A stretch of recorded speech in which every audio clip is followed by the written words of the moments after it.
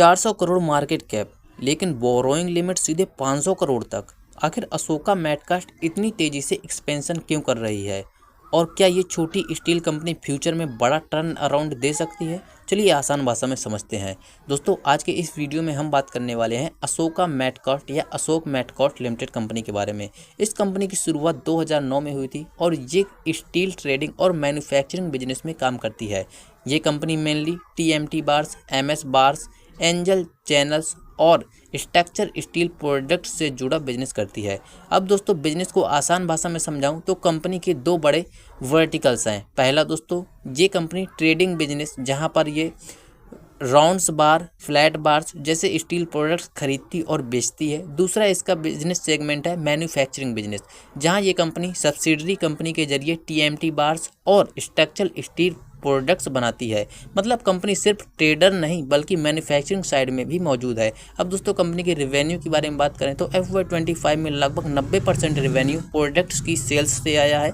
बाकी income security बेचने से, प्रॉफिट और अदर इनकम से आई है। अब सबसे इंटरेस्टिंग डेवलपमेंट दोस्तों समझते हैं। कंपनी ने मार्च 2026 में अपने बिजनेस प्रोजेक्ट्स में बड़ा बदलाव अप्रूव किया। अब कंपनी खुद को ग्लोबल मल्टी कमोडिटी ट्रेडर और इन्वेस्टर बनाना चाहती है। यानी फ्यूचर में कंपनी सिर्फ स्टील ही नहीं बल्कि मेटल, बुलियन, एनर्जी और एग्रीकल्चर कमोडिटी में भी ट्रेडिंग और हेडिंग करने का प्लान कर रही है। मतलब बिजनेस मॉडल काफ़ी एग्रेसिवली एक्सपेंशन की तरफ जा रहा है। एक और बड़ी बात, कंपनी ने बोरोइंग लिमिट और लोन्स इन्वेस्टमेंट लिमिट दोनों को करीब 200 करोड़ से बढ़ाकर 500 करोड़ कर दिया। यानी मैनेजमेंट बड़े स्केल पर एक्सपेंशन और ट्रांजैक्शन की तैयारी कर रहा है।